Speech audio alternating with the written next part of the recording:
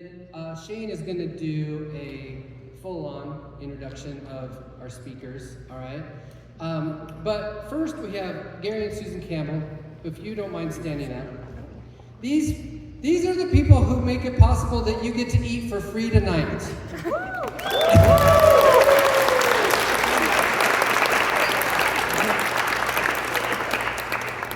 I told them that if I had to buy you all dinner, there might be about 3 of us here, okay? So it's just really exciting. And then we have Christine McCarty here. Please say hello. She's our development officer, so when you are all like, not even 20 years out, like 10 years out, and you're making lots of money, you're going to want to talk to Christine because she's the one who helps raise money for the College of Business, and she's doing an amazing job, right?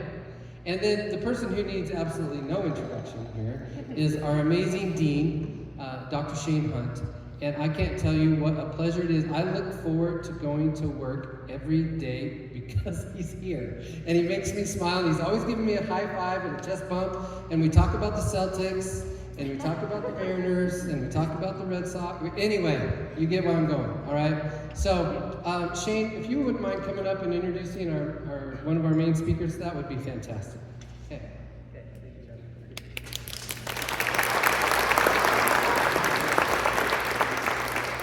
How's everybody doing tonight? Woo! Hey, it's a great day, and I'm not just saying that because it is sweater vest weather now. I will share this story because I don't think that Gary and Susan and Marissa have heard this, but how many of you were at and or participated in the fashion show last week? How many people? Okay. That's a lot of hands there, Gary. So that was really the brainchild of our amazing student leaders, as well as John and our incredible marketing director, Presley Arrowwood. So they came by the office and they said, Shane, we're thinking about having this fashion show. We're going to have a pop-up. It's going to be by the Finance Lab and the Student Community Center.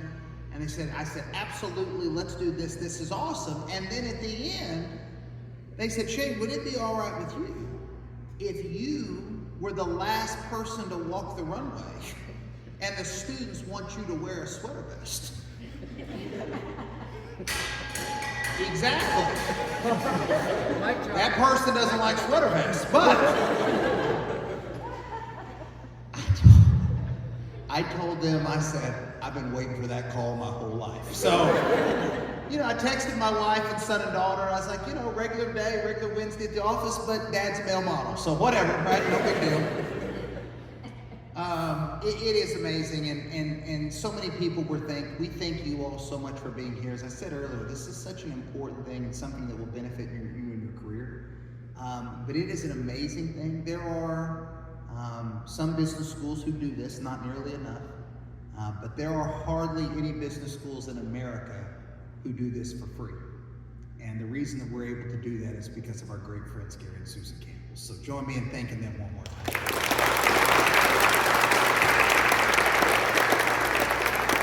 And I want to say this, and we talk about Christine. Let me ask this question. How many of you in this room are receiving some type of scholarship? Raise your hand. Okay, because of the success, and I encourage everybody, keep your hands up. Gary, I want you to see that again.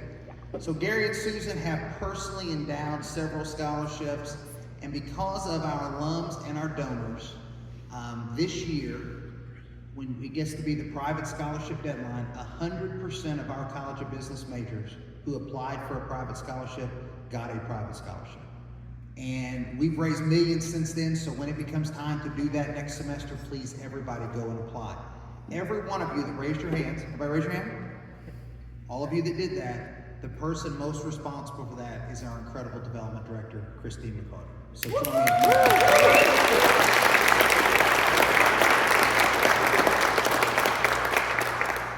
And he thanks so many people, and he gives so much credit to so many of us. But I want to take a moment and talk about my friend John. And here's what I will tell you. How many people have had John for a class? Sales, professional development. So John is a remarkable professor and a great leader in the college and has done all kinds of things, but he's also a really amazing human being. And I would say this, and I say this, my own son, if you ask my son who graduated from ISU in May, if you ask him, called him right now, his apartment in Vancouver, Washington, and said, Andrew, what professor had the most positive impact on your educational experience and on your life, he would not hesitate a second to say, John Nye. So many things in our college are possible because of his great work. Join me in thanking our great friend.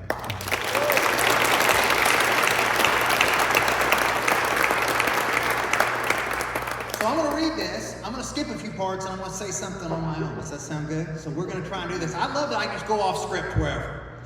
So you know Gary and Susan Campbell. Gary started his relationship with Idaho State University after graduating from Highland High School, as my daughter did. Go Rams, right, on that.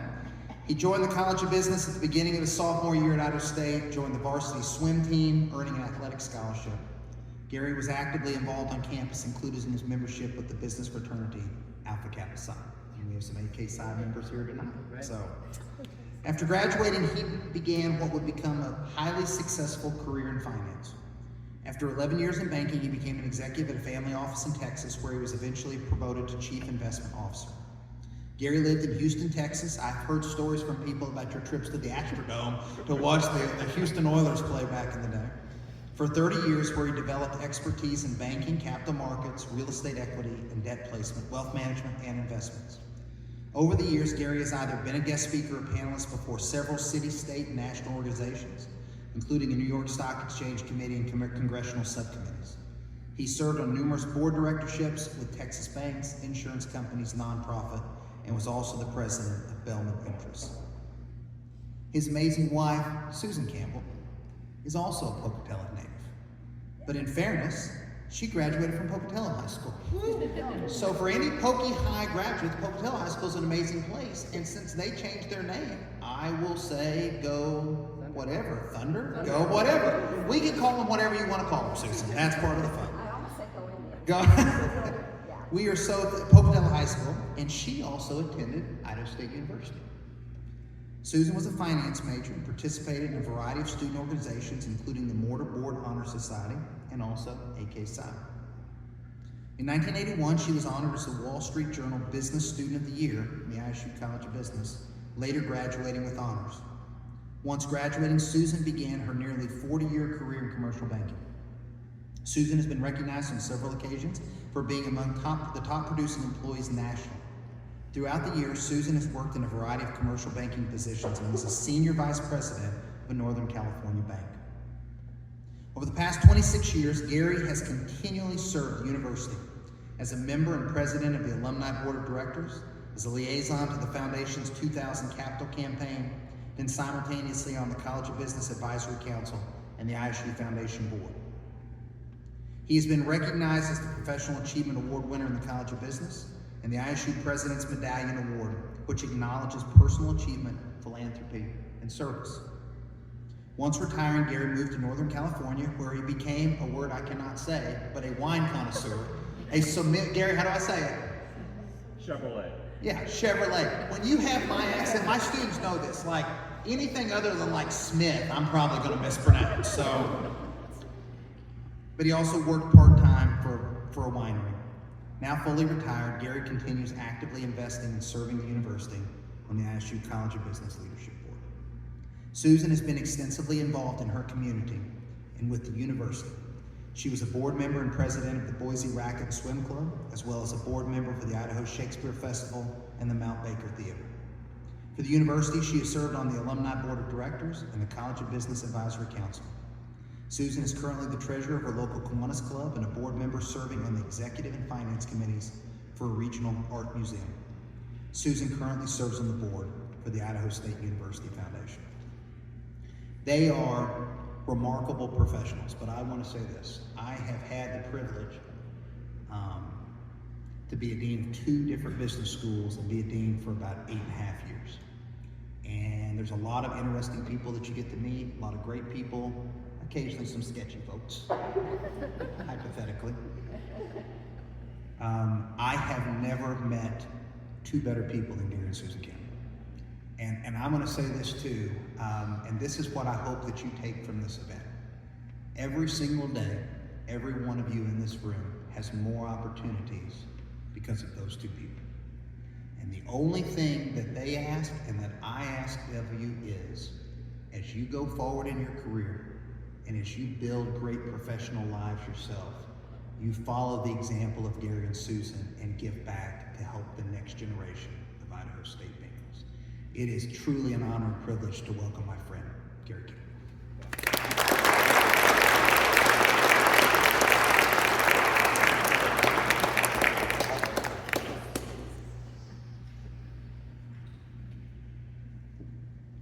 Well, I would expect to read that in my obituary. It's an honor to be here tonight, and I'm going to take a few moments and just talk about Bill Phillips. When he started his career, he initially went to work for a Chicago investment house, and he opted on his own to start his own brand, which quickly grew into a multi-branch, highly successful investment firm in and around the greater Chicago area. So his expertise was highly cosmopolitan. His background was related to business development, entertaining, and dealing with people. He had the opportunity in his early 30s to sell his business, which he did.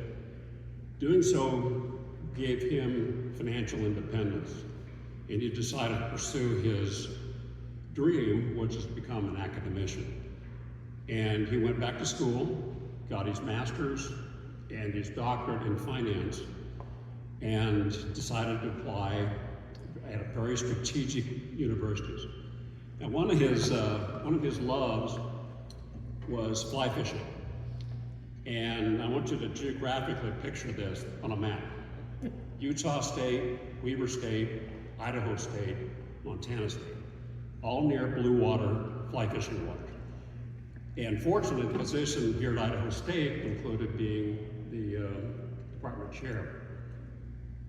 When he came to ISU, there weren't that many finance majors. In all honesty, I think the most number of finance majors in the upper division classes probably totaled 12, maybe 15 people at the most. And most of us were from ag-based economies, small towns that didn't have a lot of culture, if you will, opportunities to be exposed to the cosmopolitan type lifestyle that he was acclimated to and had developed his business in Chicago. He looked at us, now this is in the early 70s, so just imagine some of the pictures you've seen about attire, hairstyles, everything else. And there were times he walked into class and just shook his head and I think he really wondered what the heck he was doing in Pocatello, Idaho. But fortunately, what Phillips did is he devoted his time to his upperclassmen. At the time, tenure was conditioned upon being published. And he decided on his own that we needed more attention than he wanted to devote to publishing, going through the brain damage of doing the research, and then finding a publisher. His basement became really ground zero for ISU's business development, professional development. And there was no topic that was off limits. And everything that I understand that John Knight does through his professional development programs here, there was a core group of us in his basement on Sunday nights that advantaged that.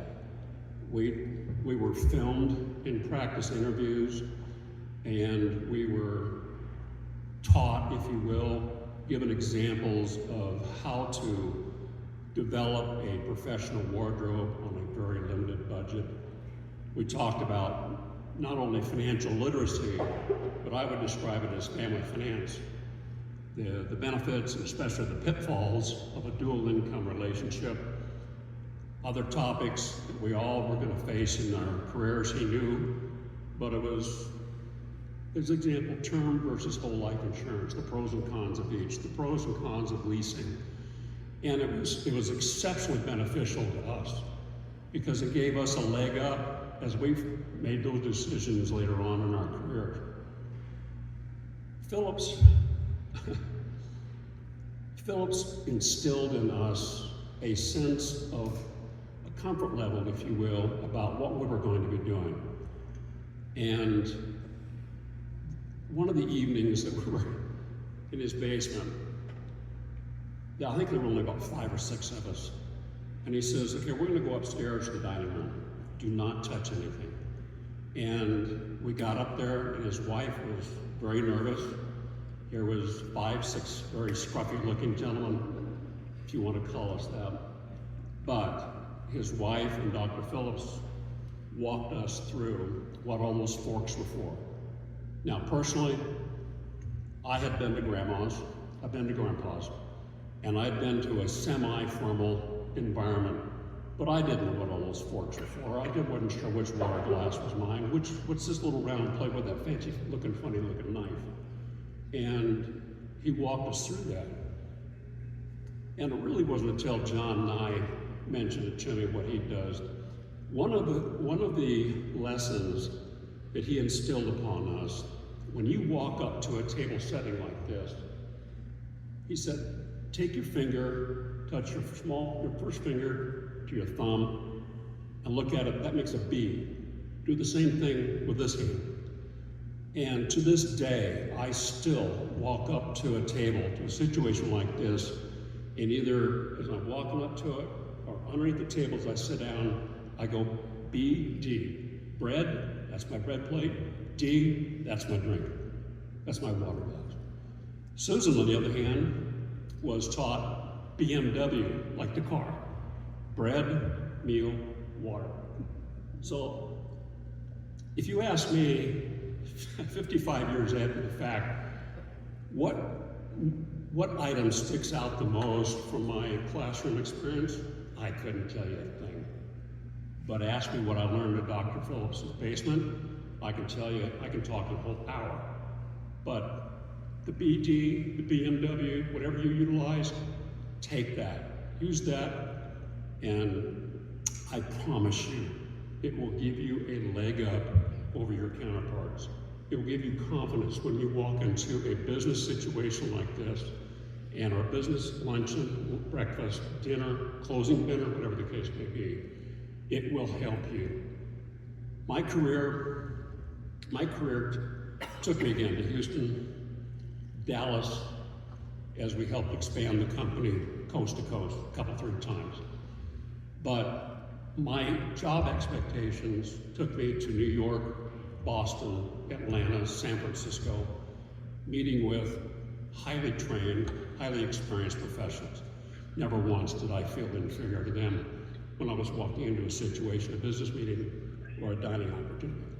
And I credit Dr. Phillips because of that.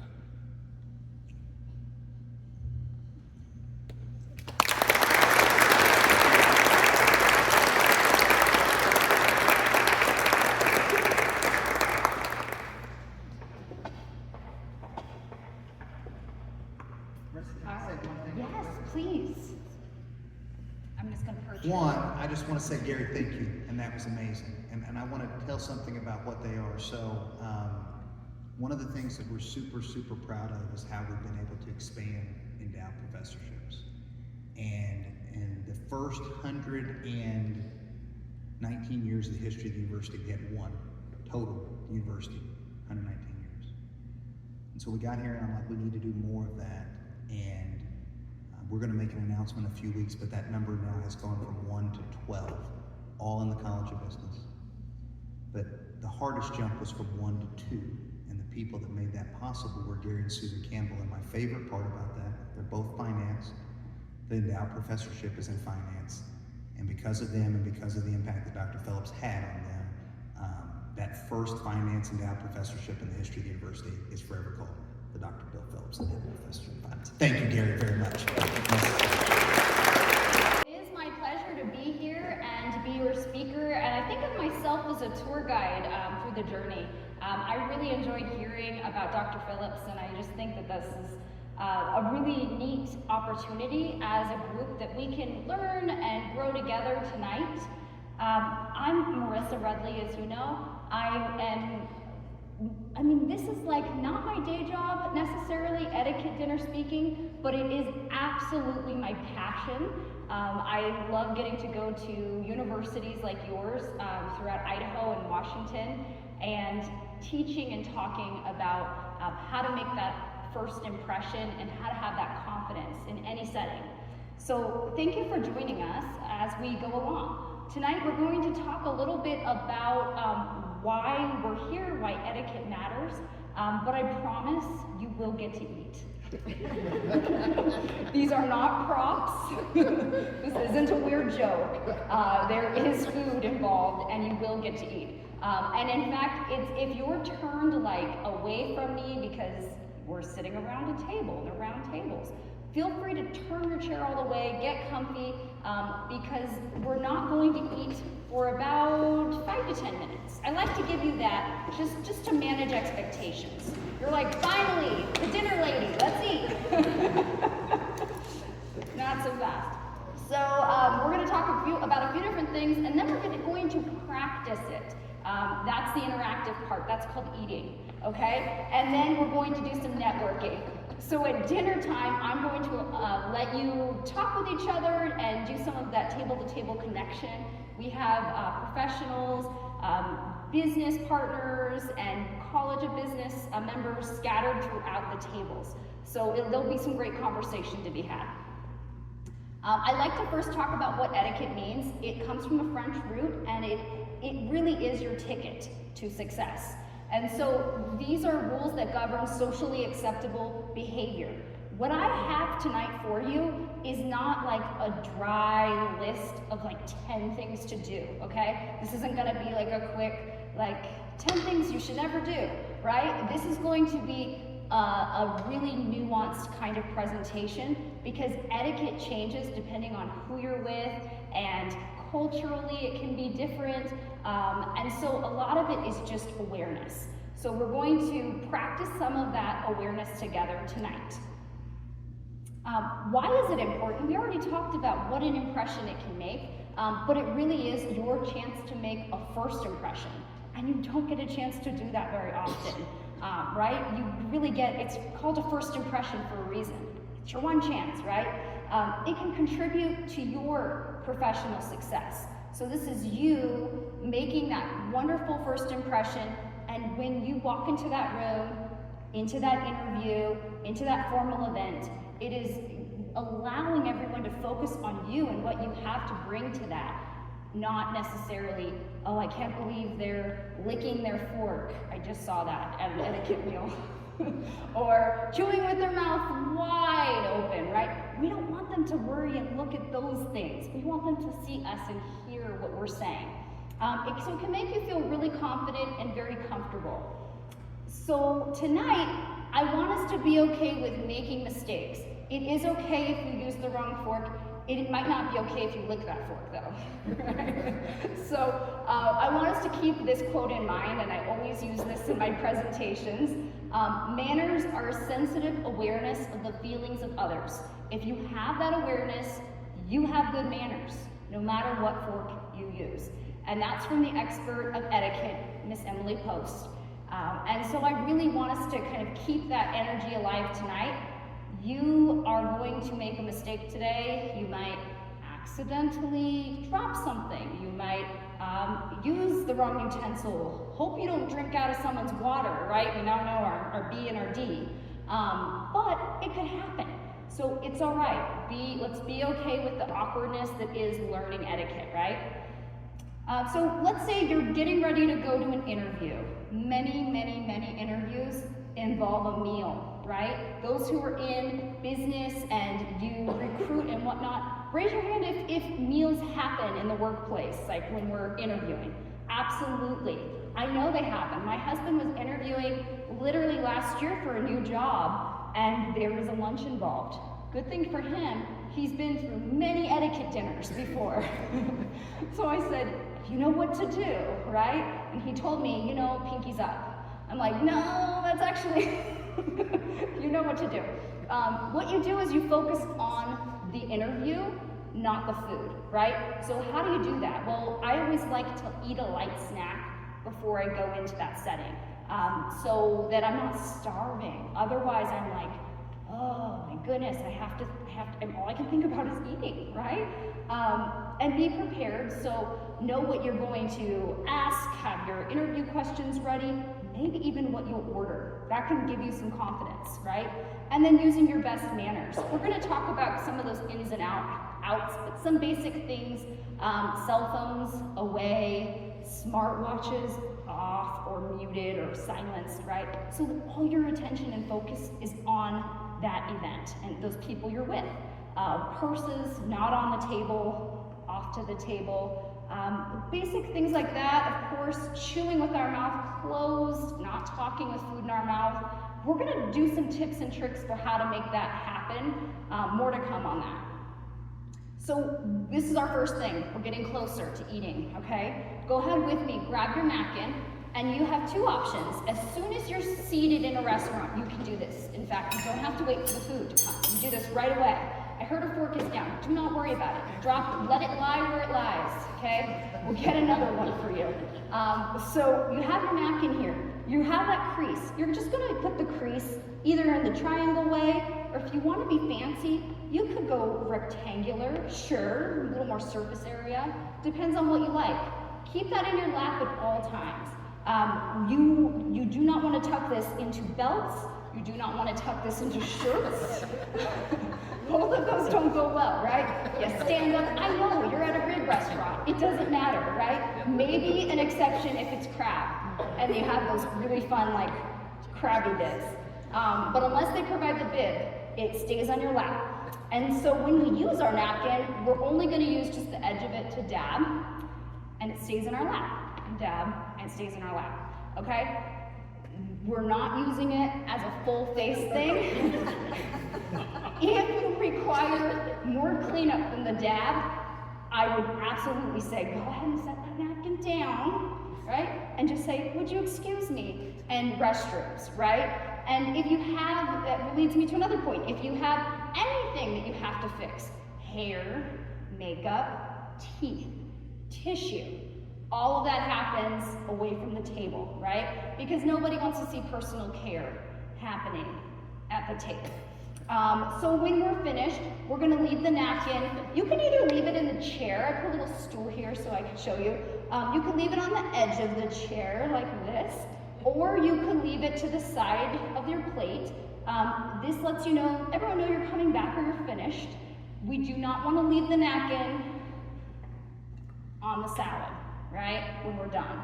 Because there's better ways to show people that we're done eating, and we're gonna talk about that, okay? More to come.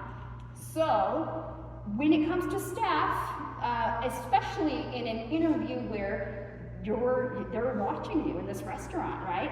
Oftentimes recruiters are looking and watching to see how you're interacting with the staff. Are you polite? Are you courteous? Are you patient, right? If you're not those things, that's going to tell them a lot about you, right? And I've had recruiters who've presented with me, and they say that they're really watching you at that setting, and they've made decisions about who to hire based on just some poor interactions with staff. So it's a huge, huge important point to be on your very best courteous behavior, especially when you're doing that. Now, ordering from the menu. If you're going out, tonight we ordered everything for you. Sorry, you don't get to choose. But if you did, hopefully you know where you're going and you can have a plan and be decisive.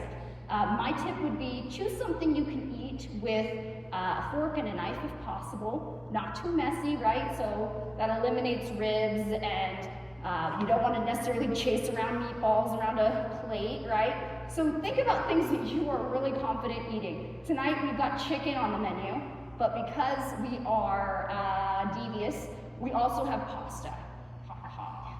But it'll be fine, we'll do it together. So you do want to take an easy to eat entree, and then who pays for the bill? Well, whoever invited you. So you don't have to stress and be like, I hope that we're not hope that awkwardness doesn't happen. Whoever invited you and who's hosting you, that's who pays. I want to show you tonight's menu. We have Caesar salad and garlic bread. That is what is in the bread basket. That's our first course. Once we're done eating that, I'll show you how to signal that you're done. We'll be clearing as we go. I'll be talking as we go. And then we'll do our entree, which is a chicken piccata with fettuccine alfredo, some yummy veggies on the side. And then if you have the vegetarian or vegan option, I'm sure that there's a way to quietly tell your server, or you have a little slip. Do we have slips, Tanya? Nope. We'll quietly tell your server, this is great practice, that you'll be getting the vegetarian or vegan option. So when they come around and they're serving your table, you can just put your hand here if they're gonna offer you chicken and say, vegetarian, please. And then our dessert will come out once dinner has been taken away. And it is a cheesecake. Your place setting is set right here. Once you put your napkin on your plate, I know it's so tempting, and I've got these tendencies to want to touch all the silverware and rearrange everything. Don't. Once it's set, consider it set in stone, right? So your place setting is how it is. Try not to move anything unless you're moving dessert down. And we don't have preset dessert, so you won't be. Your place setting is your roadmap. So you can sit at your meal and know, okay, I'm having a couple of courses tonight, and I'm definitely getting dessert because they put a dessert fork up here. So that lets us know that. And there's going to be coffee service because I see a teaspoon and an upside down coffee mug. And that'll be coming out at dessert time. So we're gonna be working from the outside in. So like John had said, I think using the little salad forks, right? This is our first course. It's a little bit smaller than the entree fork. And that'll be our first item we use. We do not use the knife until the dinner entree, okay? Because you're not gonna need to cut the salad, but let's say you did use it for some reason, right?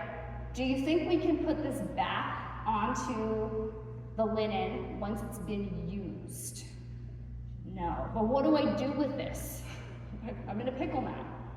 Any ideas? Yes. Yes, put it on the bread plate. Because if you put it on the salad plate and your salad fork's on the salad plate and you're done eating, it is going away, right? And you don't want to do the fighting thing with the host about I need that back. So if you need to keep it, you'll put it up here on the salad plate because once the utensil's used, it's used. So we're going to practice something together. Whoever is sitting near the bread basket, go ahead and grab the bread basket. You're on the hot seat now, okay? Now, I know you want bread. You probably do. Even if you don't eat bread, please just take it just for the sake of doing this with us because we're gonna do something kind of cool. Go ahead and person holding the bread basket. First, offer it to the person to your left. Would you like a piece of bread? But you're not letting go of that basket. You're holding on to it and you're just offering them some bread. Yeah? And you do. The person that they're offering you, yes, I do. Everyone's pregnant pause, no, accept. Okay. And then you, person holding the bread basket, take your bread, put it on your bread plate. Good, we did it. And then pass to the right. And that's how we pass. So offer, take your own, and pass to the right. How do I remember which way to pass stuff? It is right to pass. It is right to pass. Pass to the right? And then if everyone's been offered, you put it back in the middle. Beautiful. I love it. So there seems to be no beverages. Man, we're really making you work for this. If you are closest to the water, or the juice, go ahead and grab the water or the pink lemonade and fill up. You can fill up your neighbor's cup. You can offer it to the left. You fill up your own. And then again, it is right to pass. You're passing that around. So everything's passing along the right. Take a minute to pass some beverages.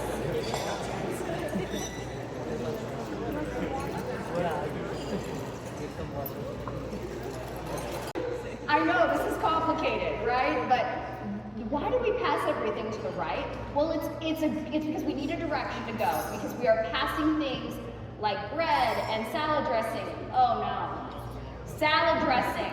Okay, we're sitting by a salad dressing. You're gonna go ahead and pick that salad dressing up. It's Caesar. Okay? Do not offer to dress someone else's salad. That's just weird. Dress your own salad. Okay? You don't know how much dressing they want. And then move it to the right.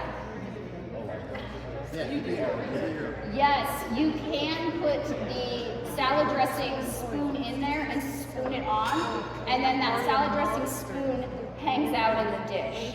Or you can just gravy it. Gravy it on. It is up to you. One thing I will say, when I am passing the dish of Caesar, I'm going to offer the handle like a genie lamp. All right? It's okay if you didn't do it. All right? That way they can grab it. So it's not actually for like offer it. You've been to All right. This is my first one, Susanna. Now we are this much closer to eating. There's one thing left we need to talk about. Yeah, bread. All right? So you've got your bread on your bread plate. If you do not, you don't get any bread. I'm sorry. No, please ask for some bread. You can gesture to somebody and let them know, like, I messed up. It's okay. We're going to do that. So what to do? This is an adorable piece of garlic bread. Normally, I talk about bread and butter, but we don't have butter. We have garlic bread. Same rules, okay? We do not just take the garlic bread and just hold it like a piece of pizza and chomp on it, okay? We actually don't. This is changing everything we know. We are gonna hold the garlic bread over the bread plate. And remember, the bread plate stays exactly where it is. It's glued to the table. You're watching me? We just tear off a little bite-sized piece. All those crumbs stay on that bread plate. And then we take our own little individual bite, right? So again, to recap, bite, all right? And then it stays on the bread plate. Now, if I had butter in this situation, I just think we should do this as if we had butter. We're gonna pretend. Humor me. Grab your, first of all, tear off a little bite-sized piece of bread. And here's my tip, if you don't wanna be caught chewing a huge amount of food, don't tear off a humongous bite for yourself, right? I know that I can only bite this much. And pretend you have imaginary butter on your bread plate. And you're gonna take your knife, and you're gonna get a little bit of your imaginary butter. Yeah, maybe you got a lot of imaginary butter. There's no judgment. It's a tablespoon of mine, because I love butter. And then I'm just going to butter my individual piece, and I'm gonna put my knife on the edge of my butter plate. Perfect. And then I take my bite, all right? And this is a cool little rule. If you've got Caesar dressing, and let's say you ate a whole salad, and you're like, dang, I like Caesar. You could take your little bite, and it is acceptable to use your little buttery bread bite and eat that, dip it. You could do that. Just try not to look like you're enjoying it too much, like don't get in there. Just delicately and quietly dip up the sauce and eat it, right? You don't have to. That's just a good rule in general, right? Everything just kind of delicately. So that's our bread plate. This is our salad course. So to recap, you're going to use your salad fork. It's the one on the far outside. And you shouldn't need your knife unless you love imaginary butter, and then you can use it. So let's go ahead and dig in on salad. Your whole table is going to start eating at once. So make eye contact with everyone right now. Grab a fork. I'm serious. Do it. And then simultaneously start eating as a table. Bon appetit. All right, you're doing it. Excellent. So while you're talking, while you're eating, I'm going to be talking, and then we're going to get through the salad course. So keep eating. Do your best to eat the salad. A few things I like to hit on while you're eating is posture. I have a really comfortable chair here, and I'm going to sit here and show you something. Very short, which is why I can't use the podium. and I have a tall chair. They offered to do a normal chair. I said, no, I like the tall one. So a few tips on posture. When we're sitting on our chairs, and you are welcome to readjust your posture as we're doing this. The chairs you have in here are awesome for like concerts and things where you're like getting comfy, kind of like it makes you want to lean, right? Well, should we be leaning back when we're eating? No, right? We actually want to sit so that we've got some space from the back. If we're leaning in the back, that's not good. And we don't want to lean too forward when we're eating either. So how do we sit? This is complicated. Never knew sitting could be hard, right? You're just going to sit so that you're about a hand's width from the table. So you're not going to want to lean super forward. That's not good either. You're going to bring the food up to your mouth while sitting straightish up. There's air back here. There's nothing but air, okay? And small bites, not huge salad bites, that are kind of balanced or poked on your fork. And notice how I'm not doing this. All right? I'm not leaning down to meet the food. The food is meeting me all the way up here. And then between bites, you can put your fork down. And there's always that question about elbows, right? Well, what if I like my elbows on the table? You actually can, if you're not using any silverware, you don't want to gesture with the knife, you can have your elbows on the table if you're like leaning in, like, tell me more about that. You could do that, but otherwise you do want to keep your elbows off the table when you're eating, because otherwise if your elbows are on the table when you're eating, we're probably doing this. Not good. Also not great sound. So, it's not a good sound effect. So keep all that in mind about posture. You're going to follow your host's lead. So this brings us to hosts, right? We've got some homework here. We need every table to determine who they're going to have as a host. This doesn't have to be complicated. It can just be the person who is a business professional or college of business person, a distinguished person. Go ahead and take 15 seconds to point to a host at your table.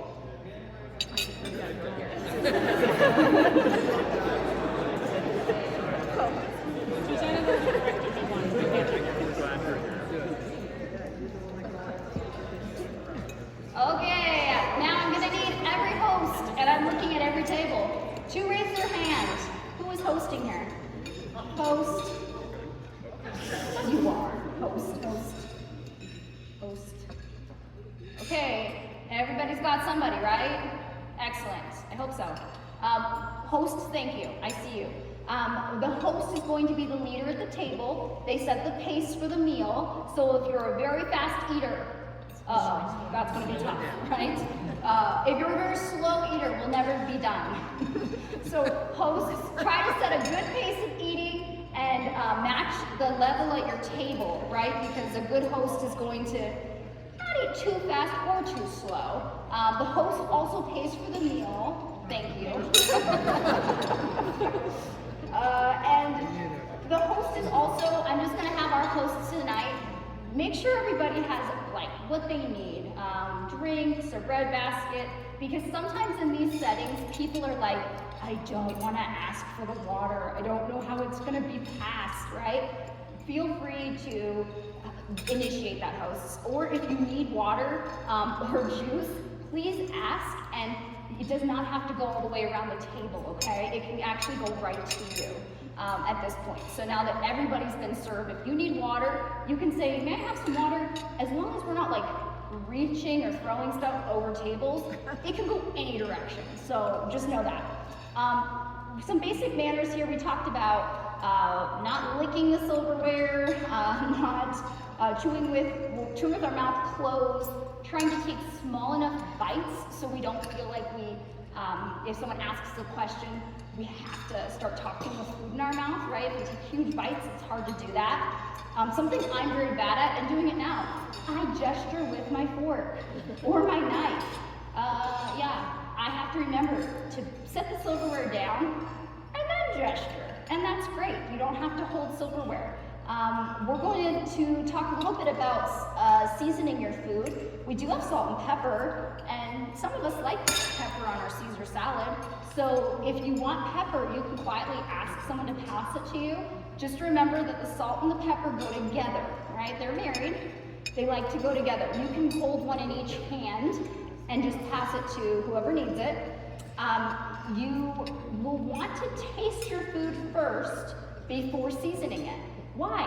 Well, what if you cooked the food? You'd feel kind of insulted if someone started piling on like sriracha sauce and Tabasco, and you can tell I like hot sauce, and some salt and pepper without trying it, right? So it can insult the cook. It also can make you look hasty. Like, wow, that person's impulsive. They just piled on like a teaspoon of salt on there, and they didn't try it. So always try your food first, and then you can ask for a condiment caddy or something like that. I don't know if anyone here loves condiments, but half my fridge is condiments. So I see you, yeah. And then silverware, if you drop it, feel free to ask somebody for more. You could, in this case, use a different fork, and we can pick you up at the entree course. Your silverware leaves as the courses leave. So if you have other plans or you need that silverware, remember to save it on your bread plate for later. So there's a few different eating styles, and I'm going to show you on my screens because there's lots of questions about what to do with our silverware. I'm also going to show you on the dock cam between them, but this is going to be the continental style where I keep my fork in my left hand and I keep my my knife in my right, and I will literally, it kind of looks like the fork's upside down, but I will balance the food like this, and then I can even bring it up to my mouth that way, right? And so you're never switching hands, okay? But most of us eat in the American style. So I like to show you that there's two styles. The American style, we actually do put our fork in our left hand and our knife in our right when we are cutting food, but then we put our knife down and we do a little switcheroo, and now we have our right hand does all of the eating, and you're noticing that the fork is not this way, but the fork is like a shovel. And you can pierce stuff, skewer it, in this case, trying to find like little bites of, you can see my bite's kind of tiny, and that's how we would eat American style. You're gonna see both ways of eating, just commit to one and get really good at that one, right? I've been to etiquette dinners before where the etiquette instructor was like, oh, just try eating in continental style. And I'm like, no, right? I like American, it's what I do. So you find your style that works for you. I do like to just show you that there's two styles when you see it. This is how you would pause continental style. So you're just putting your silverware down, and then as opposed to pausing American style with the knife just up on the edge of your plate and your forks down. And then both styles agree, okay, that when you're finished with a course, the silverware goes in the middle, kind of like a slash sign, okay? So this is really helpful. This is what our servers tonight are going to be looking for, because they're gonna start coming around very soon and starting to clear these courses. So do me a favor, if you're done with salad, and I hope we're almost done, go ahead and put your silverware, you're probably just your fork, as a slash sign, because you need your knife, right? So our dinner course is going to come out pretty soon. And for our dinner course, remember we're working from the outside in. So you're going to have a fork left and a knife left. And so we'll be using those to kind of cut our food up. It is chicken tonight, right? Chicken and pasta. So when we get our chicken, we are gonna cut a bite or two, maybe up to 3 bites at a time. Resist the urge. That's why I'm going over this now before that chicken gets here, all right? Resist the urge to cut all of the food up. We cut up food. I've got young kids, as you know, so I cut up meals and food and stuff all the time at my house, right? That's how it's served. But why don't we do that in this setting? It would be really efficient. Well, sometimes the things that feel really efficient also kind of can convey something else. So in this case, it looks kind of childish to be cutting the food up. I know. Who knew? So we've just cut a bite or two at a time. It makes your entree and it keeps your plate looking really tidy and clean. So So I think that that's also some of the benefit of doing that a little bit at a time. We won't be using our fingers. So I know, again, it's efficient to use my fingers, right? But if we can use a fork and a knife and we get really good at that, even for things like fancy pizza restaurants or something. If I'm in a business setting, I'm probably going to try to even use a fork and knife in some of those settings, unless my host, who I'm with, and I'm picking up all the cues from that person, unless my host just rolls up their sleeves and goes, let's dig in, right? All in, all 10 fingers in. So then I'm going to roll up my sleeves and I'm going in, right? I might not do that with pasta though, right? I probably would be like, yeah, I'm going to use a fork. So with our pasta tonight, these noodles could be pretty long. You have two options. You can do put the fork in and twirl, okay, all the way through it until you have a good bite. So you only want like a noodle or two because it's going to take a lot of twirling. Or you can cut your noodles bite-sized pieces and just eat them that way. We are not going to do, because I need this spoon for something else, we're not going to do the pasta twirled on the spoon. Sorry if that disappointed some of you. Some of you were getting excited, you're like, she's got the spoon thing. No, we're just going to twirl. That's what we're going to do. So we're starting to clear the salads, which is perfect. They're going to get all of the salads cleared, and then I'm explaining kind of the roadmap of tonight. They're going to serve one table at a time, so that if you're the host, be checking that every single person has an entree at your table, and then that's your cue. Let's grab our entree fork and start eating. So if you are the host, be sure you're watching for that. It might take a minute or two, and it might be painful to wait, but just bear with me, because we might have to get those different vegetarian or vegan options. So keep that in mind, but I promise you, you will get your entree tonight, and we will eat as a group. That is a really good practice in general, to wait for each person at your table to be served before eating. And it's just kind of what we do. It's a grace thing.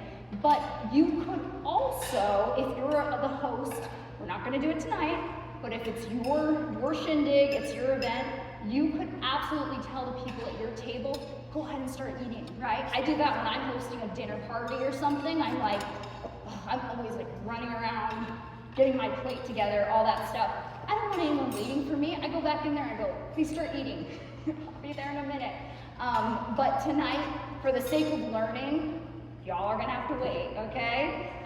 So we're gonna talk a little bit about some things while we wait for that food to come out. First impressions are super important, right?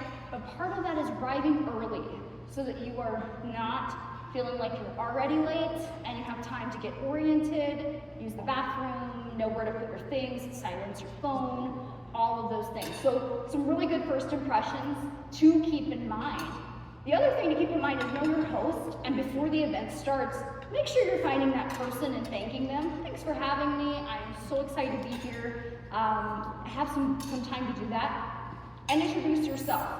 You might notice my name tag is here. It's on my right side.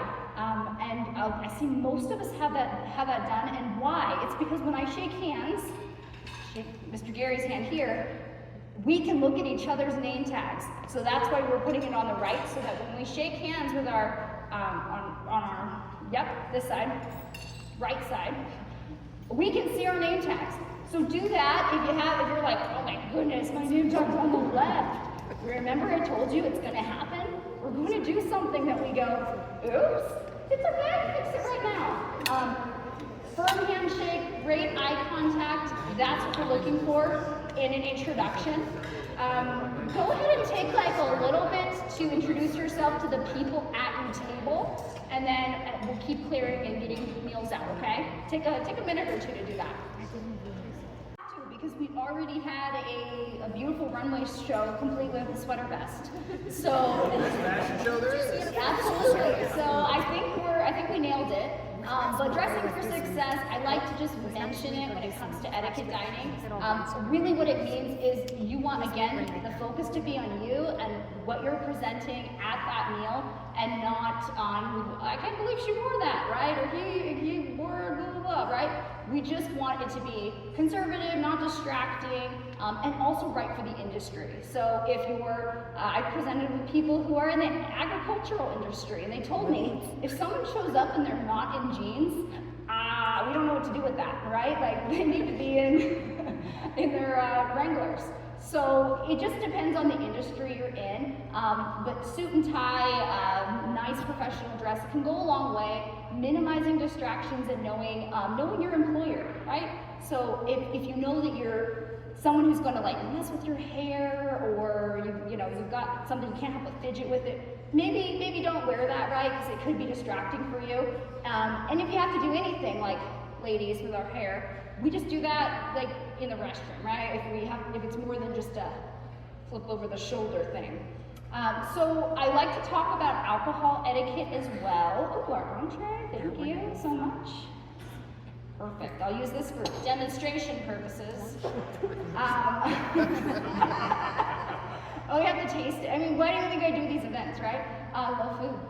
So alcohol etiquette, I like to go over it, and I have presented with some superb recruiters who work with E&J Gallo and the beverage industry, and boy do they have stories, y'all. There's so many amazing stories, but they really know how to wine and dine. They do it for a living, okay? And so they talk a lot about when to order it, and this is from a beverage industry professional. This isn't for me, okay? Remember, I'm a dietitian, so I'd be like, 1 drink per day per women, 1 ounce of, like, I'm not gonna go over that, all right? The beverage industry people will even tell you, it is okay to not order alcohol, right? If you're an event and you don't drink, you're underage, definitely not okay. And you also, maybe you don't drink, or you don't want to drink that at that meal. It is always okay to decline. When to order would depend on your host, right? If your host is like, hey, we're gonna order a great bottle of red, I've got the drink menu, I wanna share it around the table, or I'm ordering this specific drink, that is your cue that drinking is on the menu, right? Before you get excited and you celebrate, you go, yeah! Oh, you're okay. Before we get excited and think we get to go wild, right? Remember what you're there for. We want to have our game face on. So I would say 1, maybe 2 drinks, nothing too silly, because it can take our focus off the event. And again, they're going to be focusing on, can you believe how that person was that night? Versus what you're presenting and what you're saying. So that's when to order, how to pair with meals. I wish my beverage friends were here, but in this meal, they would definitely put you towards more of a white option, right? A white wine. And the cocktail rule would be 2 mixers into 1 type of alcohol. That's it. That's not like multiplying it, okay? We're not gonna do Long Islands or any of the wild drinks. We are doing like a rum and coke or a vodka tonic, right? You're with me? Just simple drinks, right? So nothing wild. And then the cost this goes for like wine. If someone's ordering something and it's gonna be no more than the cost, that's 3 times the most expensive entree or less. So easy math, the most expensive entree is $30, your wine would be less than $90. And you don't necessarily want to order the most expensive, but you also don't want to order the least, right? Lots of things to consider here. What to do. You're going to defer to the host, right? The host is going to tell you and show you and encourage you and kind of guide you about what's appropriate at that meal. So this is where I say, no rules, just nuance. Hope that's helpful, right? Plan ahead, so know your plan, know how much to drink, that's right for you, and if you want to. So I would say it's a planning thing. I'm going to show you how we're going to eat this main entree. I told you, demonstration purposes, right? So I've got my lovely plate of here. It looks like it's a breaded chicken cutlet, yum. And I'm gonna put my fork in it this way. You can kind of see. You can put it this way, you can put it this way. What I'm not doing is holding my fork like this, right? Like I'm violently doing something to that chicken. I'm not holding it like that. I'm gonna hold it gently, like I'm writing a novel to the chicken. And I'm gonna put it in the chicken, a little love letter. And then I'm gonna take my knife right there, using my fork to anchor it. And I'm gonna cut this, what I could eat.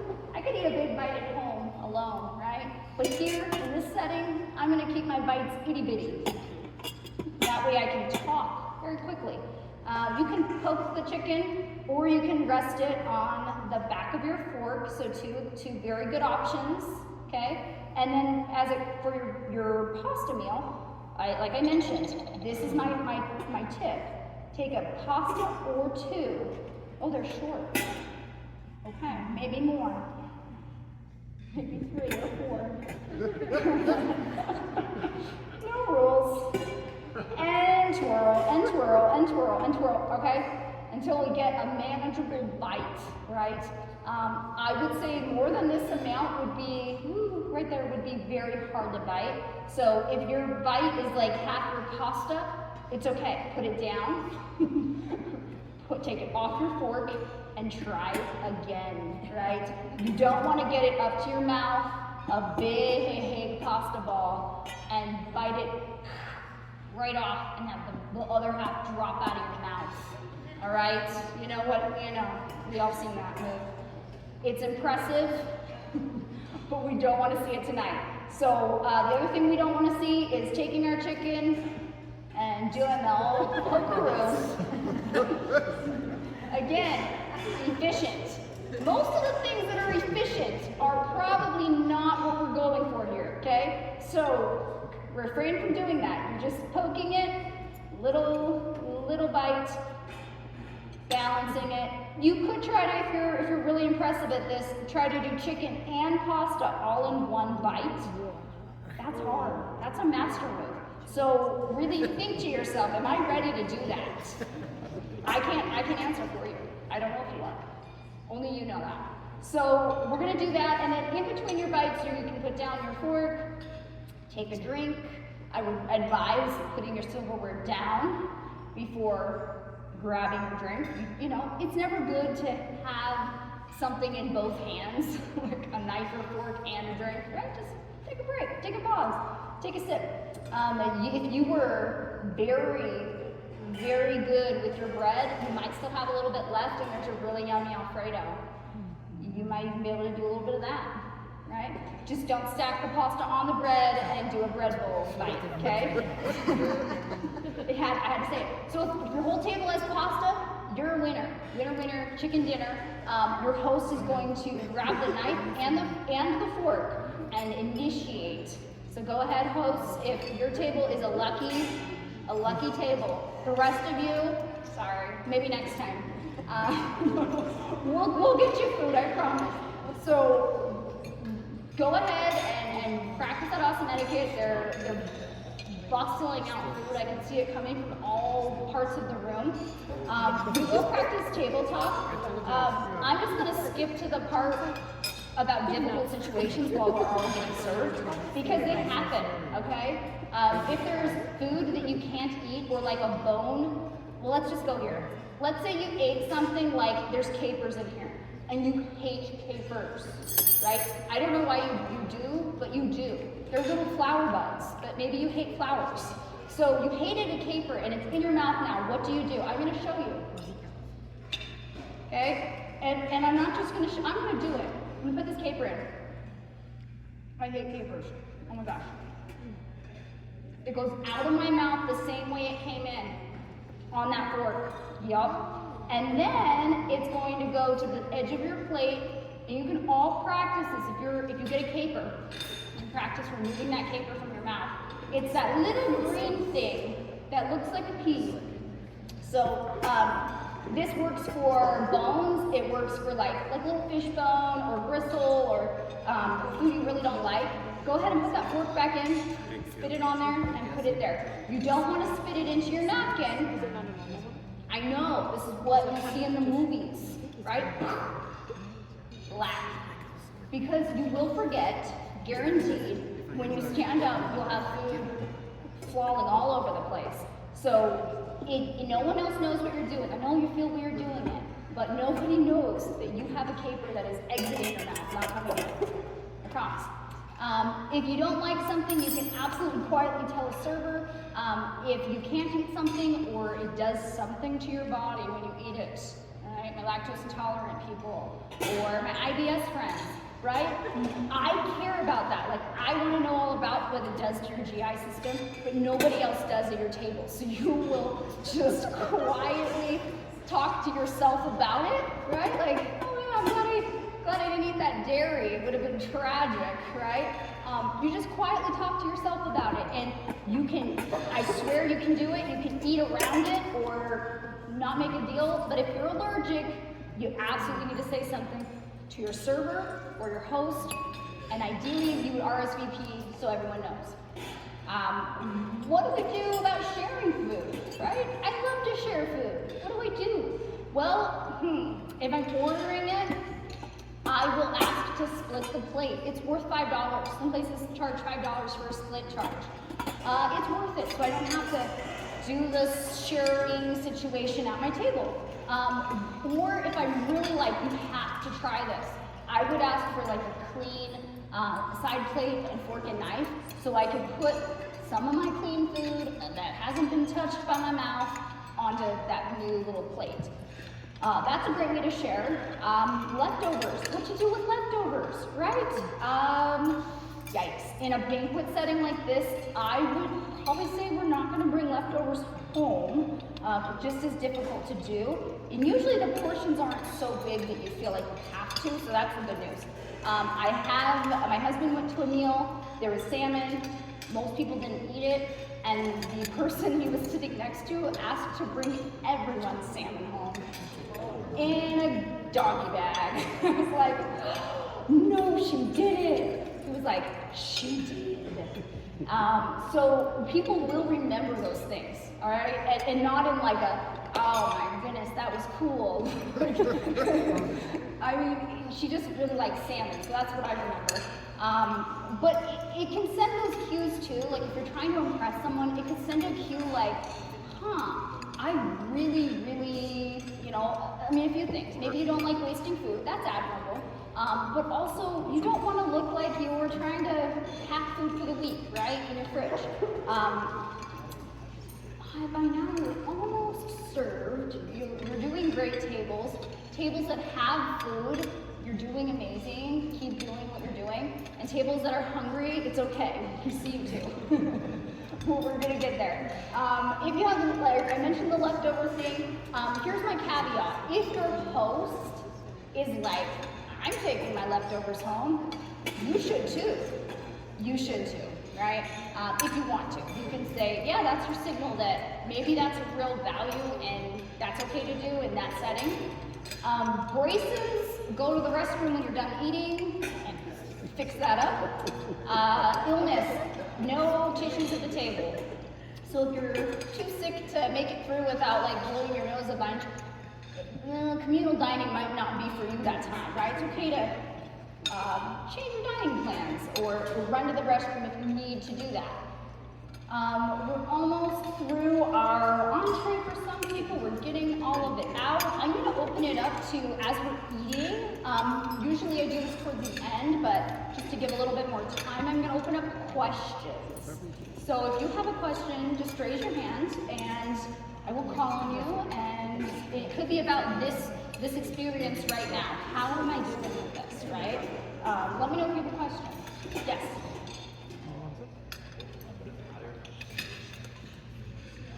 Yeah? Which style are you eating? American style? So this is how you cut, and then you're gonna put your knife down, and then you're gonna, yeah? It doesn't necessarily matter. I would say like whatever way works for you with cutting and eating. I just kind of show you like, if you want to merge the continental and the American into your own style, right? And you can own it, great. Maybe you're really good at it. I would say though, if you're doing the American style and you are switching your hand, put your knife down in between bites. Probably just helps the flow. I know it doesn't feel efficient, but it looks really good. I'll tell you that. Yes.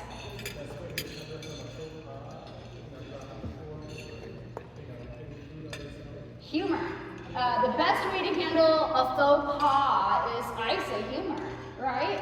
Just own it. Don't be embarrassed, because it's a very human thing to do, and I don't think anybody will hold that against you either. And you can just say, oh, oops. I mean, I break things, I am clumsy, and I am a messy eater, truly, I am. And so I can know this stuff, but when I try to do it myself, it's difficult. So I think we can all just be understanding that, yeah, eating is messy. There's no way around it, right? And raising kids who are eaters. My dinner table looks insane, y'all. Like, I'm like, hey, put your feet down. Like, put your head up. Like, I mean, I don't know. Do we have a question over on this table? Yes. Yeah. Oh, right. How do you reach and grab something at your table and not like get it on yourself? I would say, because I'm short, if you really can't grab it without kind of giving yourself a lift, it's okay to like lift yourself up a little to grab it if it's right in front of you. If it's something where you're like, there is no way I can do this without help. Eating, again, communal eating like this, it's about community. So ask the people around you to help you out. It's not all on you to grab something that's 4 feet away from you. You can't reach it, so you just ask someone to help you out. And in other diners, be looking around for, like, does everybody have water? Is someone's cup empty around me? Could I reach over and make sure I pass them things? So I think that can go a long way too. People will remember how you make them feel, right? So if you feel like you're caring for those folks at your table, they're gonna think that person is sharp, right? That person is like eyes open, they get it. So do definitely be that person. Cool. One more question, I think.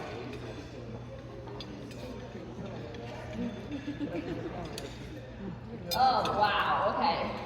First time I got that question. What do you do when you swallow an ice cube? Like, not swallow, but it's in your mouth, right? Do I start chewing on the ice? Do I just like accept this is my fate? Swallow. There's a third option you didn't mention. Just let it melt in your mouth, right? That takes more time. It's up to you. If it's tiny, I swallow it. I take another little sip of water and like get it going, right? Get it out. But I would try not to crunch on it, because people can hear you crunching on ice. If that's your thing too, if you're like, oh, sweet ice water, I can't wait to crunch on it. People know you're crunching on ice. So probably not crunching. So your best options are melt or swallow it with more water. One more question here. What if you start choking? What? Heaven forbid. Do we all know the universal sign for I'm choking? We can save a life here, okay? Okay, no, I'm sorry. Not like you're choking to death, just like Oh, good. water down the pipe or down the pipe and I like Oh boy, okay, so this is totally different. Okay, we went 2 directions there. The first direction was saving a life. All right, it's a beautiful thing. This is the universal sign for choking, right? And I have given someone the Heimlich maneuver. It is an awesome story. If you want me to tell this to you later, I will. But basically, my grandma was hitting me. She thought I was hurting my cousin. I was like, I'm saving his life. And he was alive. It was good. But if someone really does choke and you're like, he is choking, what do I do? Or I'm choking on water. What do I do? It's so embarrassing. Try to clear your throat. Try to cough a little. And if you're like, this is bad, I will always be like, just excuse yourself. Put your napkin down. You don't have to say where you're going. You don't have to say what you're doing. Don't say I'm dying or choking. Just quietly go and then get yourself all the way set. I think everyone's served. I'm gonna give you all about less time than I wanted, but about 5 or so, 10 minutes to network. If you're all good staying just a teeny bit past 8, I don't want you to miss dessert. So keep eating, keep quickly eating, all right? Keep keeping in mind of time, I do just kind of want to talk about dessert. It's coming, and some of us, as they keep clearing, will get dessert very soon. This is our final course of the night. So this is the part where you can touch your place setting, and when it's cleared, okay, you're gonna go ahead and grab your dessert fork, and you're gonna move it down to the left of your plate, or you can hold it, and you'll be able to eat your cheesecake with that. So that's gonna be the final utensil, and you'll know you've done it right when you look down and all that's left is your dessert fork and a teaspoon. Yes, you did it. Your coffee cup, if you want coffee, they're gonna bring it by with creamer, coffee creamer. If you want coffee, you can turn your cup and kind of angle right here where you're holding it, angle your cup a bit, like 45 degree, and you can leave that up, facing up, so that they know that you like coffee, and you're gonna leave your saucer and everything else right where it is. When you put the cream in your coffee, you know, they might pour it for you. You can let them know, like just say, putting your hand out like that, like it's good, or tell them that's great. And then you'll stir it quietly. I know. I heard a lot of this at a recent etiquette meal. We had iced tea, and it was like the whole room was like that. So take your teaspoon and you can practice just like swirling it without touching any of the rinse, like it's the operation game. Okay. Yeah. And then when you're done, your teaspoon's going to hang out on the edge of your saucer, and that's where it goes. And that's how I would do it for tea as well. So I could use my little teaspoon to help me get my tea bag out, and then I can put my tea bag and my teaspoon, again, once it's used, it goes on a plate, and I'm not going to pick up my saucer and drink it like this. I know, it feels very sophisticated and refined, but everything's glued to the table except for this, right? And you're just holding it with a finger or thumb on the edge like this, not like this, now fists, right? Just dainty, and putting it down quietly in between. You'll want to fully chew your food before you do sips of things, just so you're not like doing the weird bite sip combo thing, right? Keep that in mind, and I feel like there's one more thing to mention when it comes to this. It does signal, dessert does signal that the meal's ending, so this would be your time to think of, is there any like last minute questions, concerns, things that you have to talk about? That's your time to talk about it and make that final lasting impression. So like I said, we are bringing dessert out and getting coffee service right now, and perfect. That's the things I wanted to talk about with this. I'm gonna give us a little bit more time to mingle at our tables. I know that if you're like, I have to go at this time, I get it. But if you will wait a little bit longer, you're gonna get dessert. So this is called a captive audience. Thank you. I'm gonna show you with the dessert as it's coming. I have my dessert fork, and it's right here. And I'm just gonna take a little bite here. And notice how I did that. I'm gonna show you the no-no. I didn't go like this, like I'm murdering the cheesecake. I didn't do that, right? And I didn't go straight down. Just use the edge of it to cut, and then it's a little balancing act. It's already on there, it's perfect. Your bites, you can control how big the bites are. You don't wanna, like I'm doing right now, you don't wanna do this. So just kind of lean up. A little lean is okay, lean from the hip. And that's perfect. So it's crumbly, you're gonna get crumbs, but that's why your napkin's always on your lap, okay? Enjoy dessert, enjoy mingling, and we'll chat in just a few minutes. So enjoy your tables, thank you. I gotta hand it to you. You all look amazing at doing this. It's like, this can't be your first etiquette dinner. Maybe it's not, maybe you saw me last year, I don't know. But you look great. So a few things that I do want to cover that I didn't. There's a question on how to hold the water goblet. I didn't talk about that. You could hold it by the goblet, or you could hold it by the rim, or the stem. That is your choice. If it was like white wine, you'd want to hold it by the stem because you're trying not to make that wine hot. It needs to be cold. And same with, notice when I started talking about wine, everyone got And then with red wine, you can hold the goblet because your body heat kind of adds to that wine enjoyment. So here with your cup of water, it's up to you. Do you want to give it a little warmth or do you like to keep it chilly? Your call on that. So with the dessert, most of us are digging in. It looks great. Your host has started eating, hopefully. Looking around to see if anyone needs drinks. You know, make sure no one's thirsty here. No one's dying of thirst during this meal, right?